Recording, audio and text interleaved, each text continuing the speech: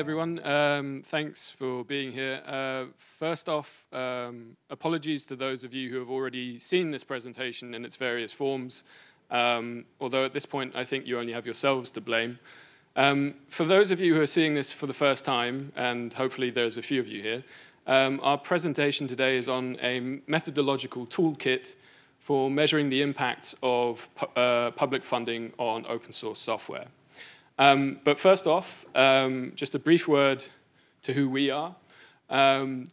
There's Dr. Cailean Osborne from the Linux Foundation Europe, myself, Paul Sharratt from the Sovereign Tech Agency, Dr. Dawn Foster from the Chaos Project, and last but not least, Dr. Mirko Boehm from the Linux Foundation Europe.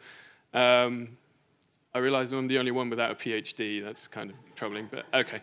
Yeah, so I think you'll get an impression why we all have an interest in this question, but between us, we represent a number of organizations that have a fundamental interest in the problem driving this work.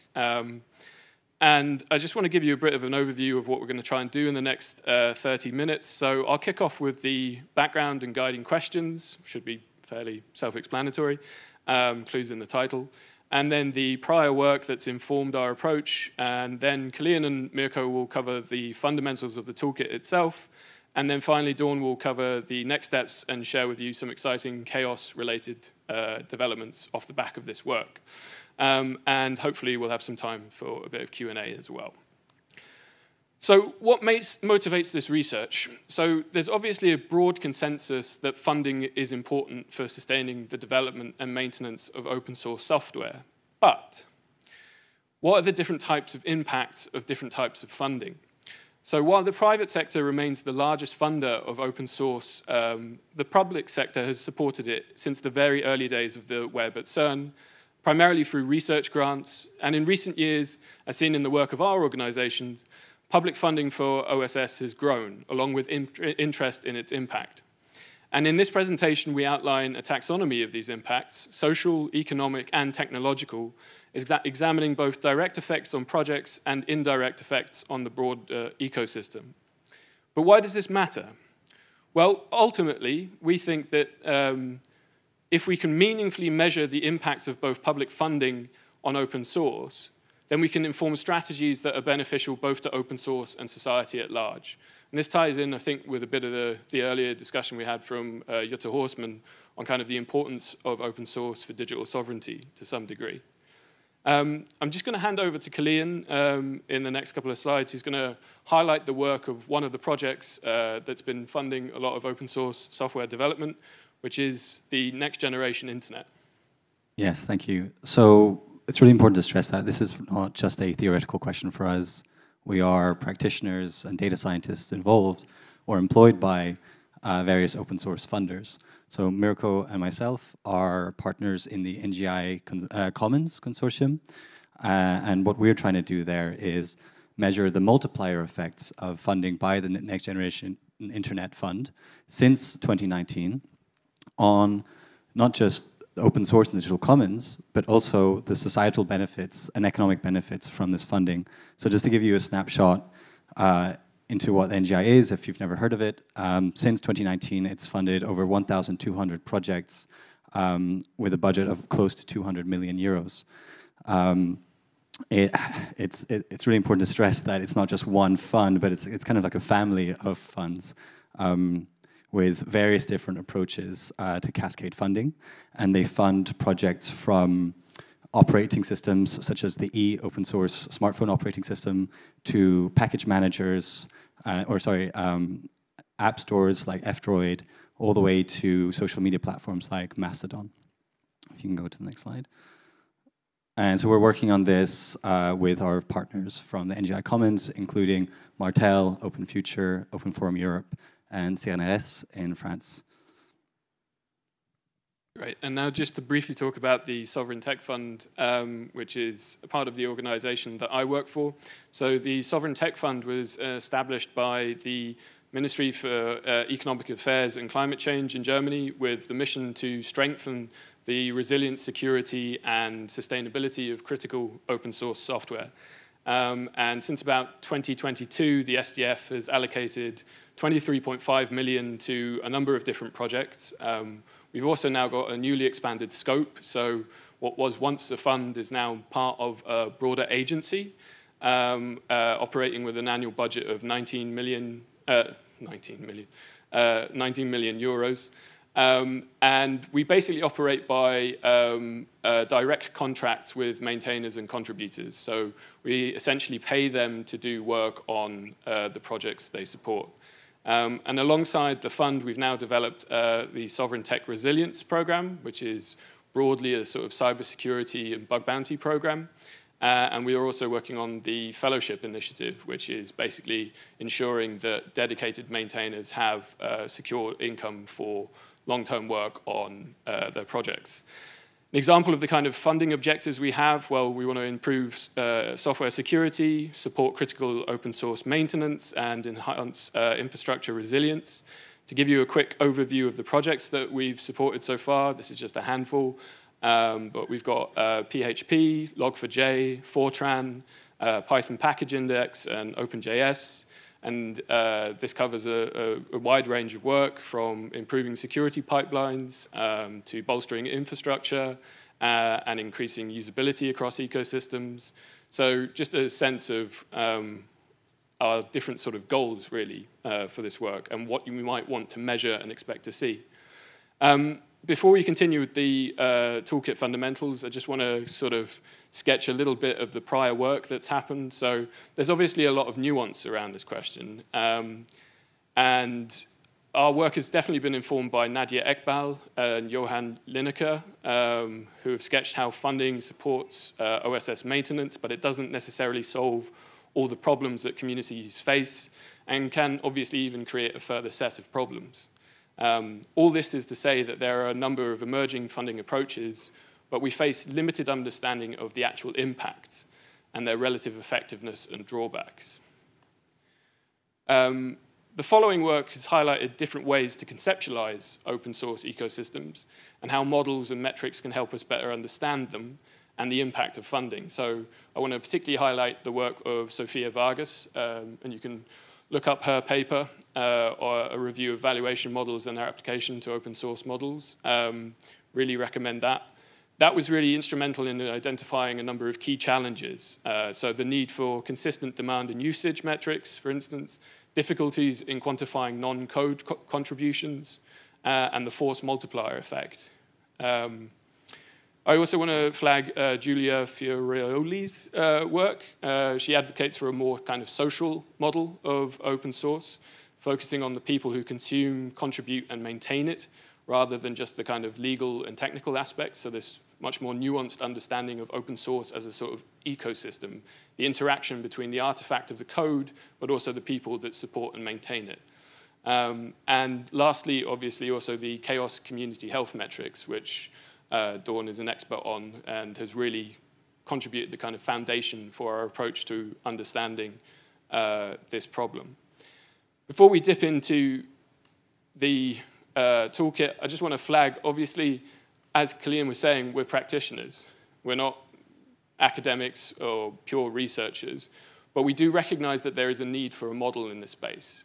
And whilst we don't claim to have solved all of the problems, our hope is that our contribution is in some way useful and meaningful, both for policymakers, for funders, but also for open source communities at large.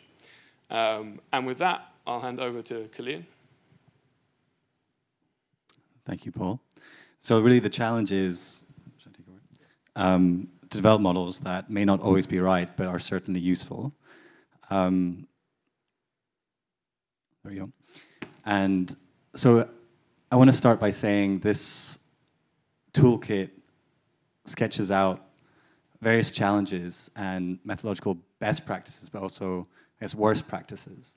And it was really quite fortunate that the four of us crossed paths last year, because we were working on this problem or this puzzle independently, and butting our heads against the wall and thinking, okay, how do you do this in a useful and also in a meaningful way? And then once we established that we were all working on this problem, we sat down and started writing down the various challenges and methodological best and worst practices that we're encountering. So that's what the toolkit does. It's not prescriptive. It's certainly not exhaustive. And so if you have not read it yet and do read it and you think there are certain contributions you can make, we'd very much look forward to hearing them. But so the first thing to mention is that when we think about the challenges, there's no one-size-fits-all approach to this. There are various reasons for this. So for example, Mirko and I are involved in the NGI, and there are various types of projects from prototype projects to big, large projects like Mastodon, which are being funded, which, there are different types of funding programs, funding individual developers who get micro grants, all the way to funding SMEs through medium and large size grants for over several years. So we can't just take one hammer to this problem. We have to develop quite nuanced and sophisticated and tailored approaches. And also, there are just a ton of methodological challenges. There's a lot of interest in doing this in a quantitative way, and later on we'll explain why, for example, quantitative metrics on returns on investment or multiplier effects are desirable in a policymaking context, but it's very, very challenging. So what we recommend is to start with why. This is a principle that comes from the CHAOSS community. Even though the CHAOSS community developed metrics for measuring community health, they recommend tailoring those analyses to individual projects and their ecosystems. And that can also help you, provide some really crucial context on, what are they trying to achieve? Are they developing and funding prototypes or new features, which is often the case in the NGI, or are they funding security and maintenance work, which is often the case at the SDF? The next 2 points are mostly about context. So in addition to understanding the why, it's really important to understand what is the maturity of the project. Now, I often hear maturity being thrown around, and maybe people are talking about different things, but it's not just a question of age, but it's also a question of the size of the contributor community, the ecosystem of users and dependents, but also maybe the existence of governance processes and norms that can govern the project. In addition to that, it's really important to think about cost factors. So at the NGI, developers and SMEs are funded across the European continent. The STF is funding projects and developers all around the world. So let's say a 15,000 euro, 50,000 euro grant can go to different lengths for various recipients. So moving on from the challenges and the context, we start to think about, okay, what are the different types of impacts that funding can have? Here we talk about the whom, what, when, how, and where. And by this, we want to clarify that while there is often a tendency to focus on technological impacts, since open source is often seen as a technological thing, we're talking about software development, and we recommend various types of social and economic impacts that can ensue from funding as well. And these funding impacts can be direct, but also indirect. They can vary over various time horizons, which makes measuring the impacts very, very difficult, especially with the multiplier effects, which Mirko will discuss in a second. The ripple effects for society might emerge 5 years later, 10 years later. It's hard to predict. And when we're studying it as we're funding it, it's hard to capture those nuances. And also the last thing I should say is that the funding impacts are not necessarily positive. They can also be negative. For example, maybe creating unhealthy dependencies on funding. I think there's a great evaluation report by the Prototype Fund, which after their software sprint, they found that I think around 50% of projects struggled to get funding after that sprint to scale their project. So those are the various things. And on the next slide, we'll show you a taxonomy of the various types of social, economic, and technological impacts. And the last thing about methodological considerations, as I mentioned, quantitative approaches are preferred because they're more useful, often in policymaking contexts. There are certain benefits or advantages to doing this kind of research in a quantitative way. A lot of open source software development takes place online in repositories, and thankfully most platforms have quite good APIs which facilitate data collection. But there are also several challenges which come with that. Not every platform has the same features. Not every project have, for example, the same commit strategies, so you have to be careful about flattening or conflating those. And then there are also other questions about trying to make causal linkages between funding and the outcomes. So most of the analysis, quantitative analysis, seems to be, or tends to be, correlational. And then in terms of qualitative approaches, some of the strengths are that you can get a lot of context, a lot of kind of nuance by speaking to the developers. But you know, for anyone who in this room has done qualitative interviews, it's hard to scale them, right? So what we ended up recommending in the toolkit is marrying the pros and cons of both of these kind of approaches. And we at the NGI, and I think you as well, are taking kind of mixed methods approaches to solve this problem. So I'll pass over to Mirko now, who will speak to estimating multiplier effects. Thank you, Cailean. So for that, and also because you may be wondering where all this complexity comes from, that we need mixed method approaches and apply a combination of qualitative and quantitative approaches, I would like to go back to actual research work that I participated in, where we did estimate the impact of open source contributions on the EU economy. And one thing you will see is that such estimations, they have a huge margin of error, or a span of results, basically, and they mostly work at a large aggregated level. So, for example, we found that if the contributions to open source projects in Europe increase by 10%, the GDP in the EU will grow by something between 0.4 and 0.6%. Now, that's a huge range. It's a lot of money.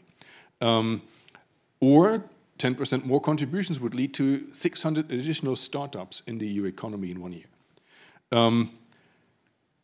What you see is these are numbers that are very high-level aggregated.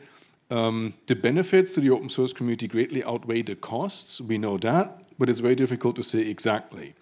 The cost-benefit ratio was found to be between 1.4 as a conservative estimate and 1.24, or 1 to 10 as an optimistic estimate, meaning every euro we invest into funding the open source ecosystem will yield between 4 and 10 euros of EU GDP.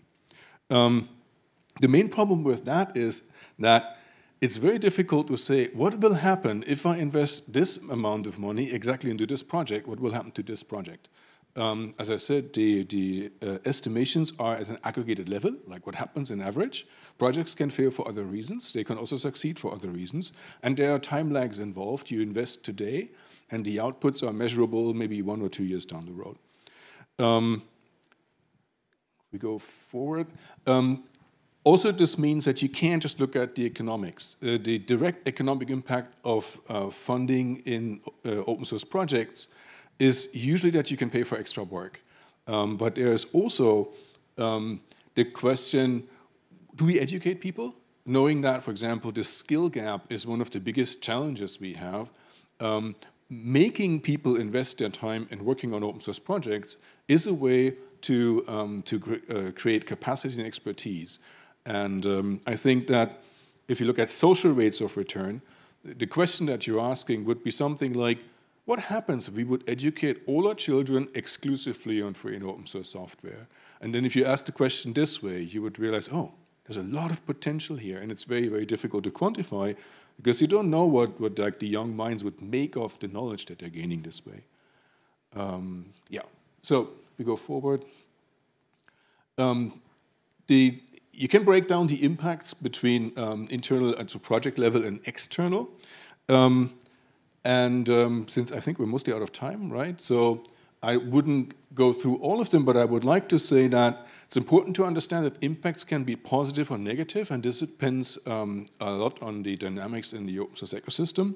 So one is that by providing additional funding, you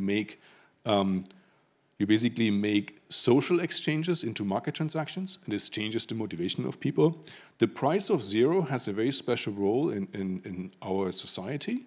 It means that you're expecting reciprocal behavior, for example, and that means that many open source participants are motivated at a social level.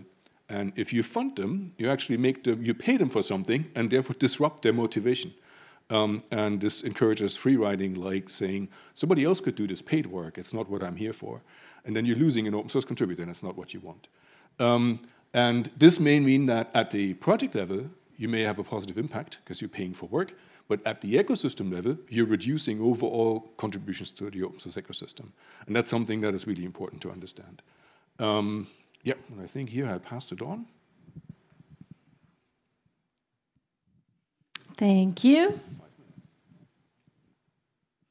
Okay, so we talked about the toolkit throughout the presentation. So this is the QR code that will take you to the paper, and you can read the whole thing. But the thing that I think is really important to highlight is that we can't do this alone, right? We represent a few perspectives, NGI, STA, chaos, but funding is a very, very complex topic. And we need all of you to let us know what works and what doesn't. And not just from the funders who are trying to understand the impact of your funding, but also as maintainers and contributors to open source projects. What would make funding more effective to better meet your needs? Or what would make it less effective? What would you like to see us do differently? But you don't need to do this alone, right? We recently started the Chaos Funding Impact Working Group, focused on measuring the impact of funding on open source projects. So we meet every other week. We have a meeting on Wednesday of this week. So the meetings are wide open. Anyone's welcome to join us, whether you've attended any chaos meetings in the past or not. They are totally open. So we'd love to have more people there. And they really are a place to share what works and what doesn't around funding impact measurement. They're a place to brainstorm with other people about metrics that can be used to measure and understand the impact of funding on open source software development. And ultimately, we plan to use the meetings and the best practices that we collaborate on to then develop some frameworks and methodologies that we can all use to better understand how to measure the impact of our funding. And finally, I know that FOSDEM was over a month ago, but there was an entire dev room devoted to funding that had some amazing presentations in it. And so the videos and the slides are all available. So if you weren't there or if you missed a couple of the talks, I would really encourage you to catch up on some of those talks because they really gave the full perspective on funding. So that's a good resource for all of you. And with that, I will say thank you, and we have some time for questions.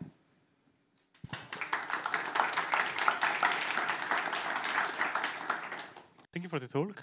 So I was wondering, open source is a big umbrella term, and in open source projects, you have a variety of governance models. Like, for example, you can have like the founders that just control everything. You can have a single company that kind of backs it, like Google from Chromium. You can have foundation-based projects, right? And I was wondering how that impacts your choice in funding a project over another, or how that impacts the result. For example, in terms of even bureaucracy or making sure that the funds are used effectively and anything you can think of, really. Yeah, so if I understand you correctly, to what extent does the governance structure of a given project influence our decision to fund or not? Yeah. Yeah, and how does, if you know of any changes in the outcome then of your funding? Yeah, it's a really interesting question, and I'm hesitant to give, it's going to be a bit of a nondescript answer, but it really depends. The governance structure isn't necessarily an evaluation criteria, but it's something we take into account. I think also as a public funder, right, we don't want to be in a situation where, as Cailean was sort of sketching, we create negative impacts by virtue of our funding, right? So if we were to see a change in the governance structure or create sort of these wrong incentives or additional pressures for maintainers and contributors, then that obviously would be a massive problem. And thankfully, hasn't happened yet, to my knowledge, but it's something we're aware of, and it's also something we're trying to capture to some degree with this toolkit. And also just picking up on that point about the heterogeneity of the projects, right? This is why we really advocate for a sort of mixed methods approach. You can't aggregate to a sort of universal funding treatment, at least not in the case of the Sovereign Tech Agency, because you're funding such different and diverse types of work. And so really, at least for now, the approach has to be try and understand the project and their needs in context through qualitative research, and then see if you can associate the funded work to expected outcomes that can be measured in data, in numbers fundamentally. Yeah, but that's moving slightly beyond the question I think you posed. No worries. But I think that just to add on to that, I think the other challenge is that the entity providing the funding has to have a mechanism to get that funding to the project. And that's sometimes harder when it's a single person. And different groups have, addressed this different ways. So for instance, the Microsoft FOSS fund does everything through GitHub sponsors, because that gives them one way to give money to certain projects. But projects that aren't a part of GitHub sponsors then miss out on it. But that's their mechanism for doing that. And lots of other companies and other public funding organizations have other mechanisms to provide funding. I'll just say we don't we're not part of the NGI, as in we're not employees of the NGI, so we can't really speak on their behalf. But what we do know is that as their cascade funding went through various organizations, they employed, those distributors of the funding employed different approaches to evaluating developers or SMEs or projects that applied for funding. So I'm not sure how helpful that answer is, other than knowing that there's just a diversity of approaches that public funders take to this. So one thing we also see in the NGI work that we do is that NGI works with small level, mostly small grants to individual developers. Not always, but many of them are in the range of like 50,000 euro over half a year. And the one relation to governance here is that if you have a situation where a project is alive because it has one developer, and you can basically extend the life of this project by half a year, but at the end of the funding, there's still a cliff where the person then again has to think about what to do. So you may make a project viable for exactly the time where the funding is available. And that's, of course, something to keep in mind. If the project, for example, is an initially very innovative project that starts to become more critical and more widely used, then maybe it's time to also elevate the governance and maybe focus the funding a little bit on that to give the project a wider footing with more contributors. Is there another question from the audience? Otherwise, I'm going to read the question on the platform. What happens when the public funding, including procurement, goes to commercial third participant in the FOSS space? Is this covered in your model? Short answer, no. But it's a useful bit of nuance. And like Dawn was saying, this is a kind of work in progress and something we're developing. And that kind of granularity, that sort of nuance, isn't covered yet. But maybe in version 2 or 0.2. So thank you so much to the speakers.